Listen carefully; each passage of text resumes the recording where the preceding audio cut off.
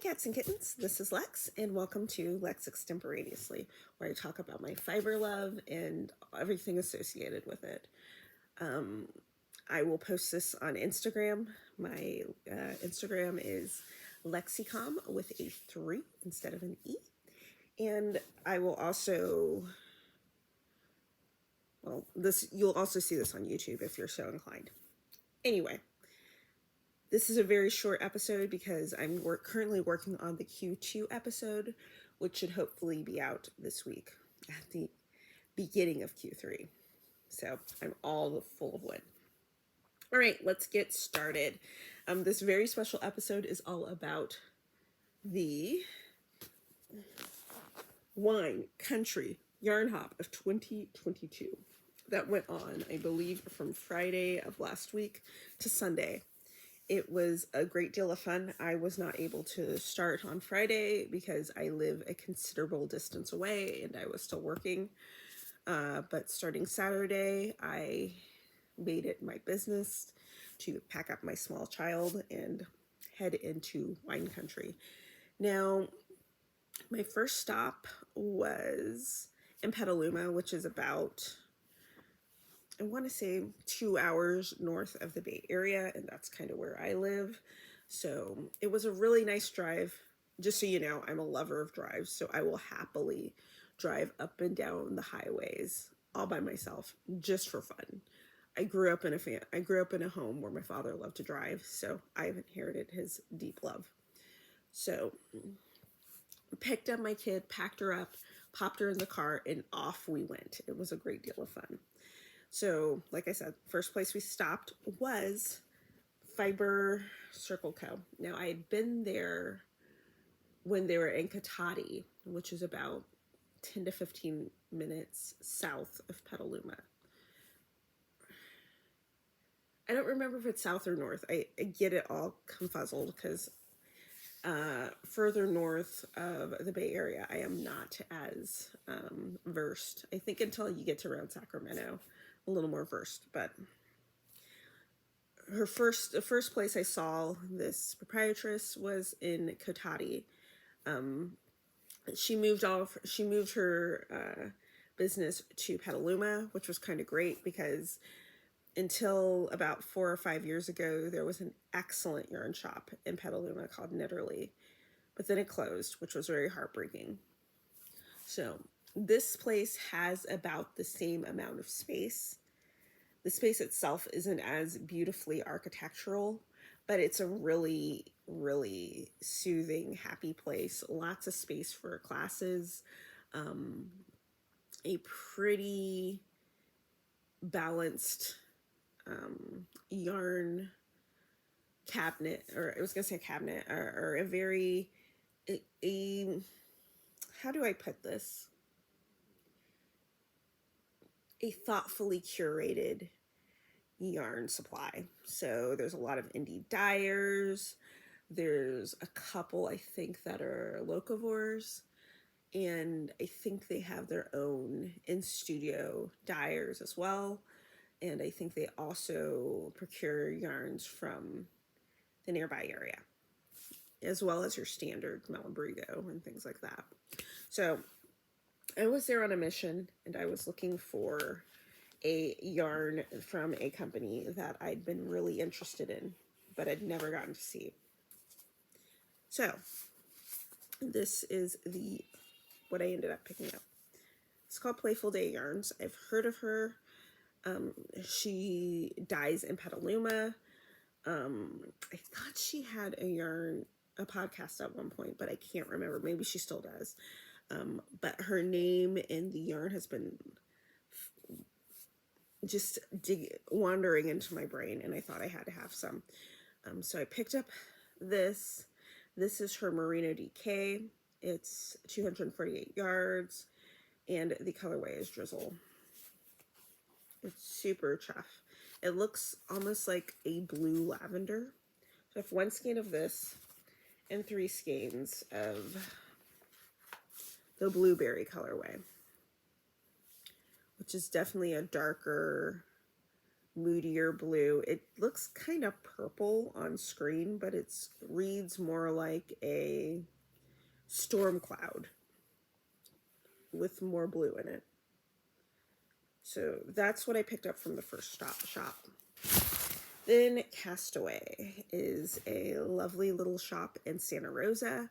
It has a very historical vibe. It took about maybe 15 minutes to get from Fiber Circle Studio to Castaway. Again, brought my daughter. One of the challenges was getting up the stairs. I don't know if it's because it's a historical, it looks like it's a historical site, though that's a relative term in California because we don't have a whole lot of super old buildings except maybe the missions. But if this qualifies, it would explain why there's no easy access for strollers or people with disabilities. I'm pretty sure that that's been addressed in the corporate level or in the business level. I really wish there was a way they could find to create like a ramp that's like accessible for everyone, but that's whatever. So I was at the bottom of the stairs trying to mentally figure out how to get my kid up the stairs.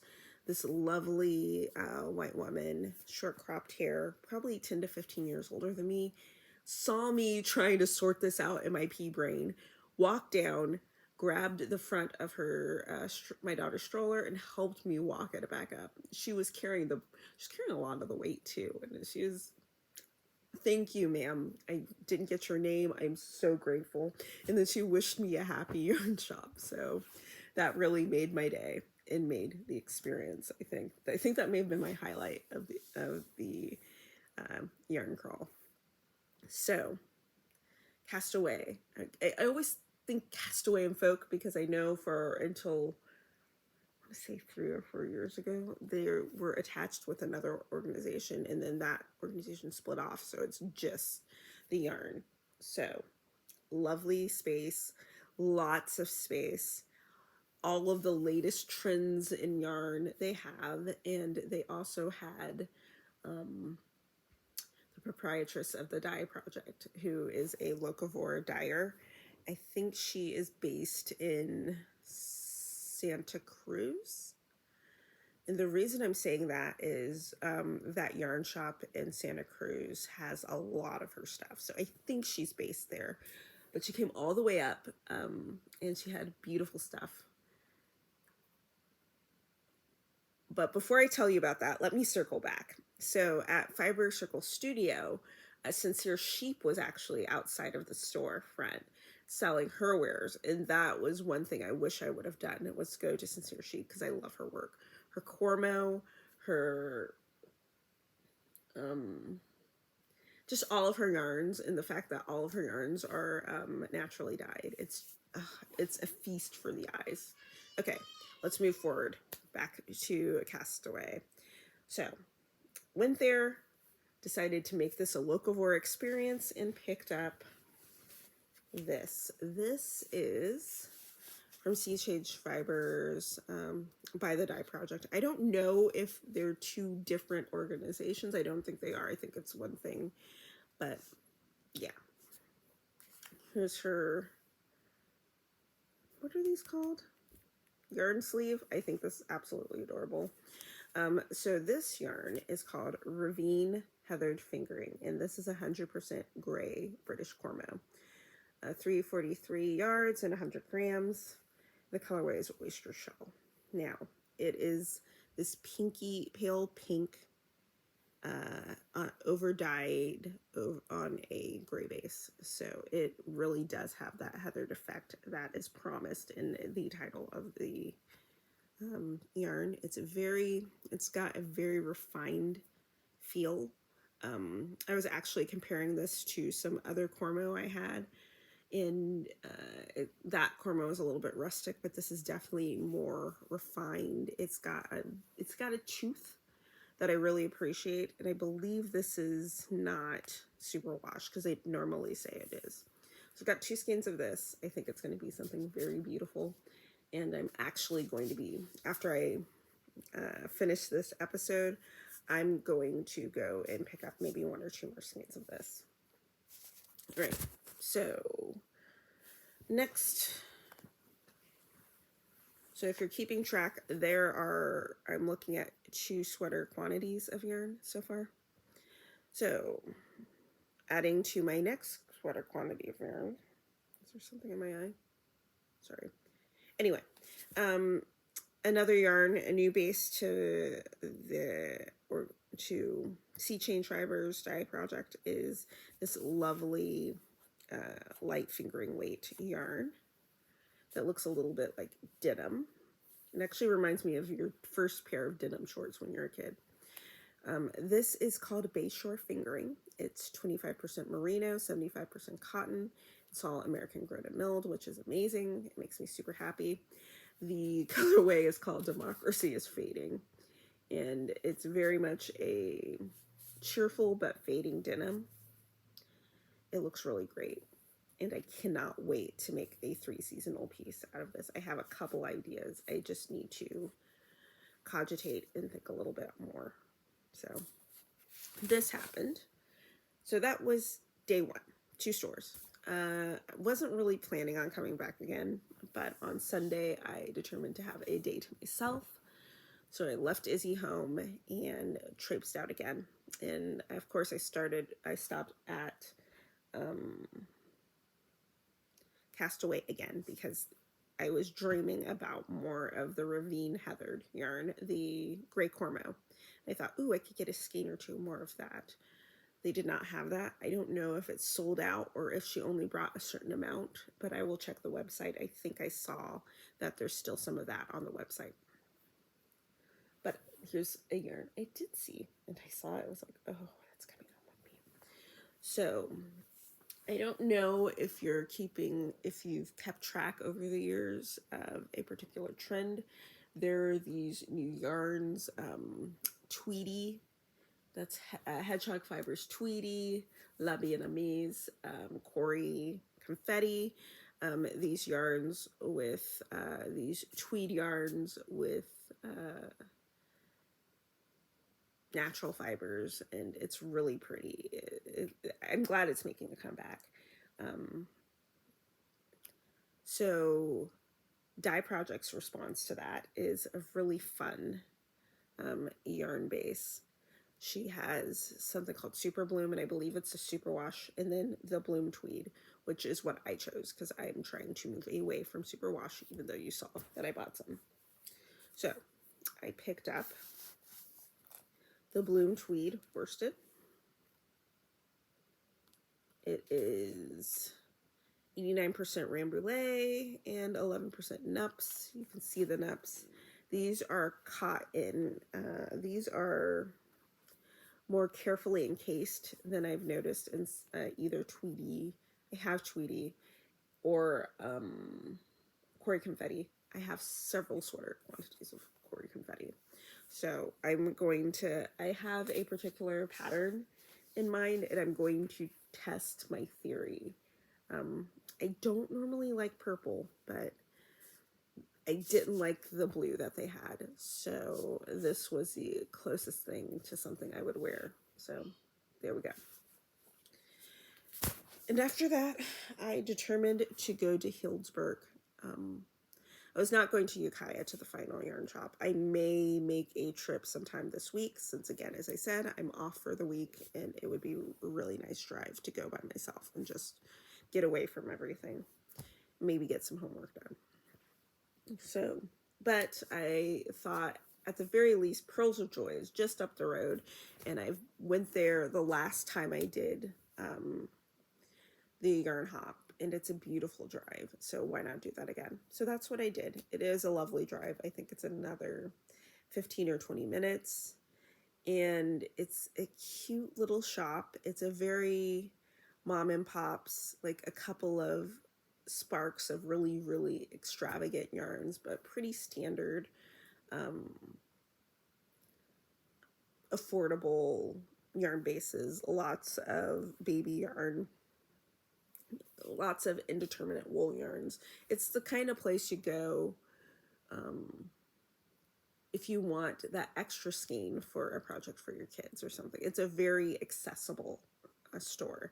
And the best part about it is it's still open. The former proprietor sold it to a co-op of women who wanted to keep the yarn store open in the area. And that is super cool.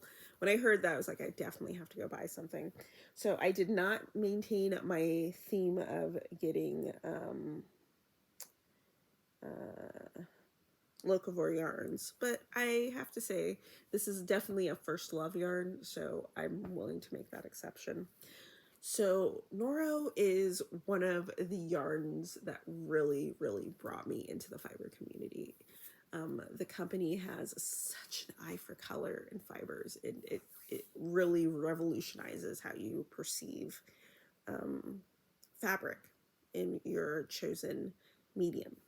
So in this case, I saw this and it had to come home with me. If you longtime watchers, and I think there's like 3 of you, will know that I am a huge fan of the color blue, and you kind of saw that in my haul.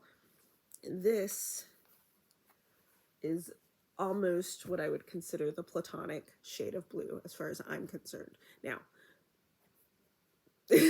all those caveats kind of eradicate the statement platonic blue, but we're not even gonna deal with that, except to say this is everything I've ever wanted.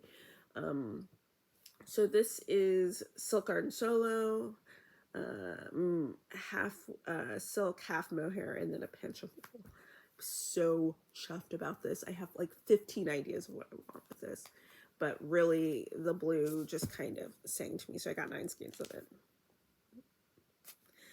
And I have one more thing to show you guys because I totally forgot about this. So again, Castaway. Beautiful stuff, lots of locavore yarns. And then I thought, you know, let's be really literal about that locavore yarn. So I picked up from them the Mendocino Wool and Fiber Incorporation. A couple of skeins of this alpaca blend fingering. It's 50% wool, 50% alpaca for 125 yards. And this is part of the fiber shed. So I got 2 skeins of this. Very excited. It smells delicious. And it feels delightful. And I cannot wait to get my hands on this and to get started.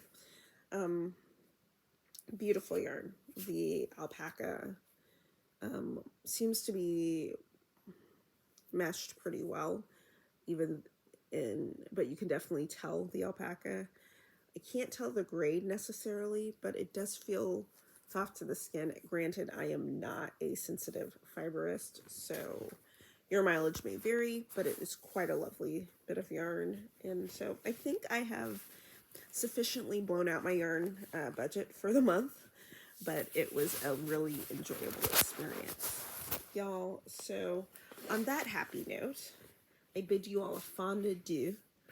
I will extemporaneously drop my Q2 episode with all the things that I've done in the months of April, May, and June. And I may even talk a little bit about this, which I finished this month, and it's absolutely beautiful. But anyway, cats and kittens, thank you for joining me, and I will talk to you again.